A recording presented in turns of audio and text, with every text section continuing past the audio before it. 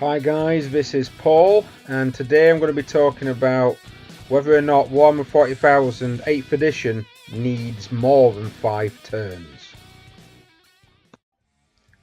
Now, I bring this up simply because the last few games that I have played, or even recorded, hasn't really gone past in some cases hasn't even gone past the 3rd turn marker.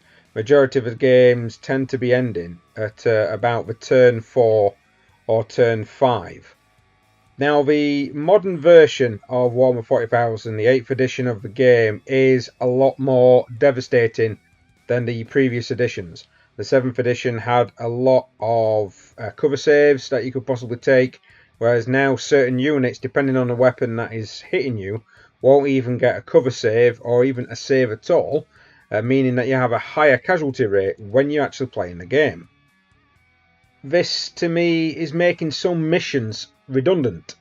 It's when you're playing a game with a random game length that could possibly take up to 7 turns, but by the time you've got to the 4th turn, you've got 2 squads left and a captain, and your opponent, say their Necrons, seems to have everything left available.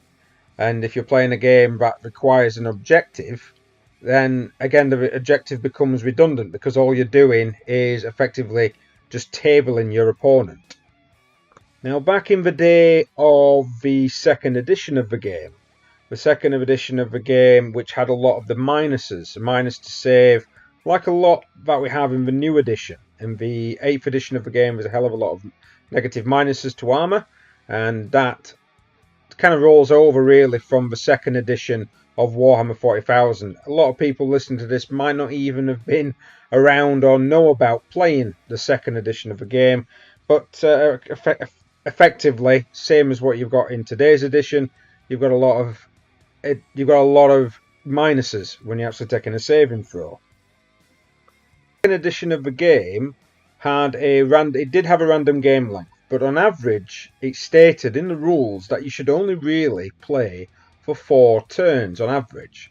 There was a chart that allowed you to play between 3 and 5 turns of the game, and from what I can remember playing the 2nd edition, majority of players tended to use this 3 to 5 rule just to play the actual game itself. Sometimes you have to try and kill as many units as you possibly could in the game, and also you had to try and claim certain objectives which would give you additional victory points. Again, very similar to the missions that we're playing in the modern version. The difference being, of course, is that if you had a shorter turn span, objectives became more important. The relic, for example, would be more important of trying to obtain and control that objective than trying to just table your opponent completely. Some games and some armies can take a lot more damage than what other armies can. Imperial Guard can sustain the casualties, where Space Marines can't. I've been playing a lot of the open war cards. Now, if you've not got the open war cards, I would highly recommend that you buy them. This is a great game set, and it can even though it's supposed to be played with it's supposed to just be an open way of playing the game.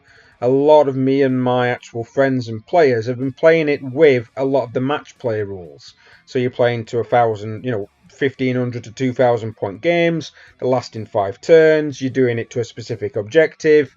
A lot of the time you're not even using victory points, so killing the warlord or even killing certain units first is no longer important. What becomes important is getting the objective and getting it within 5 turns.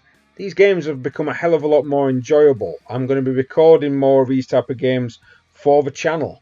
But it's just seeming to, I don't want to keep reiterating the same point, but those last turn 6 and turn 7, a lot of the times in games seem to be more redundant.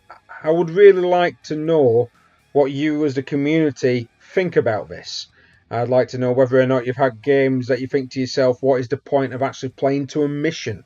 Or do you even go to a club that plays to missions? I know a lot of clubs, for some reason, when players get together, they will simply just play to annihilate each other. Let me know what you think in the comments section below. I'd like to know, and possibly even do a follow-up on this. My name's been Paul, and please like, share, subscribe. And again, like I say, I'd like to know what you think about this particular situation.